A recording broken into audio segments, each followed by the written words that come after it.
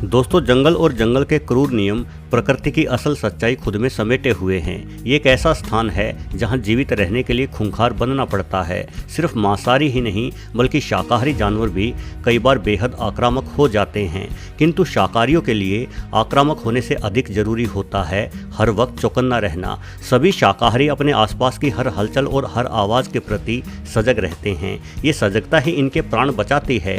किंतु घात लगाकर हमला करते शिकारी बहुत बार कामयाब हो ही जाते हैं और शिकारियों की कामयाबी का अर्थ है शिकार की जान चले जाना। किंतु ये प्रतिस्पर्धा इतनी आसान नहीं रहती। हर बार पकड़े जाने पर शिकार आसानी से हार नहीं मानता, बल्कि कई बार शिकार शिकारी को कड़ी चुनौती देता है। तो चलिए कुछ ऐसे ही बेहतरीन लम्हों के साथ वक्त बिताते हैं जब शिकार ने शिकारी को ही धूल चटा दी हो।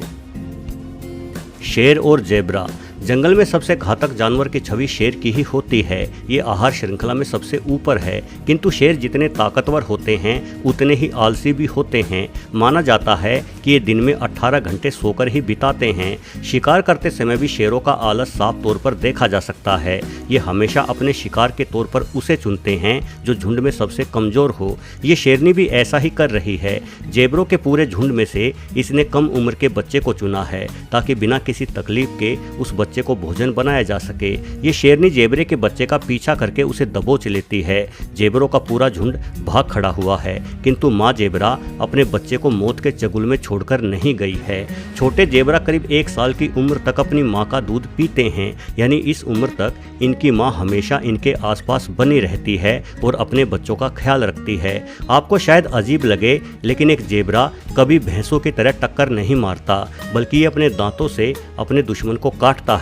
ये माँ जेबरा भी शेरनी को काटने की कोशिश कर रही है और इस माँ की लगातार कोशिशों के कारण शेरनी की हिम्मत जवाब दे चुकी है और शेरनी ने परेशान होकर जेबरा के बच्चे को छोड़ दिया। एक जेबरा सिर्फ दांतों से ही हमला नहीं करता, बल्कि 3000 PSI की ताकत से अपने दुश्मन पर दुलत्ते भी मार सकता है। इसलिए जैसे ही शेरनी ने दोबारा माँ जेबरा को पकड़ने की कोशिश की तो इस माँ की दुलत्ती ने शेरनी की रही सही हिम्मत भी तोड़ दी। शेरनी की किस्मत अच्छी थी, वरना जेबरा की एक दुलत्ती इसकी जान भी ले सकती थी। खैर, कुल मिलाकर अंत में छोटा जेबरा अपनी मां के साथ सकुशल भाग निकला।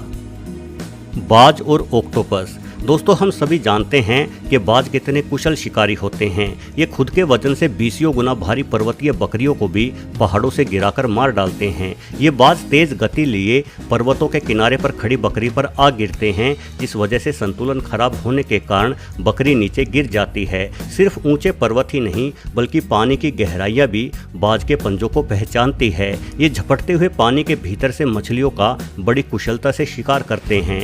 कई बार तो बाजों को छोटी शार्क तक को मारते हुए देखा गया है, लेकिन यहाँ नज़ारा कुछ और ही है।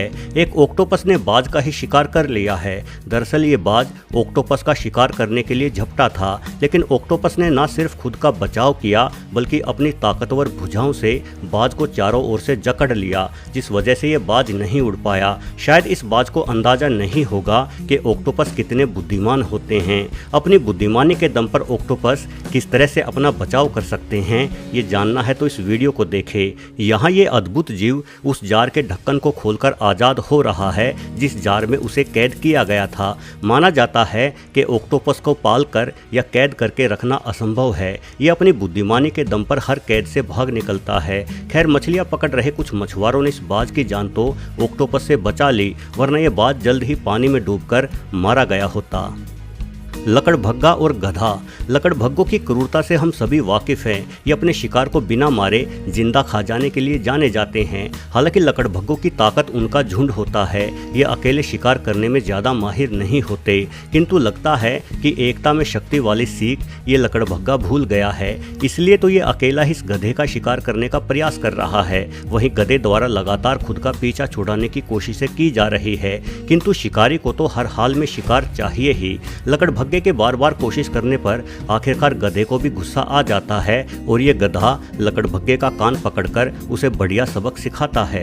आमतौर पर गधों को बेहद ही सीधा साधा और बेवकूफ़ जानवर माना जाता है, तभी तो किसी सीधे और भोले इंसान को भी गधा कहकर संबोधित कर दिया जाता है। किंतु इस वीडियो से स्पष्ट हो जाता है कि गधे उतने भी सीधे नहीं होते जितना उन्हें समझा जाता है। ये सिर्फ खुद का बचाव ही नहीं करते बल्कि शानदार हमला भी कर सकते हैं। इसलिए अगली बार यदि कोई आपको गधा बोले तो उन्हें यह वीडियो जरूर दिखा देना।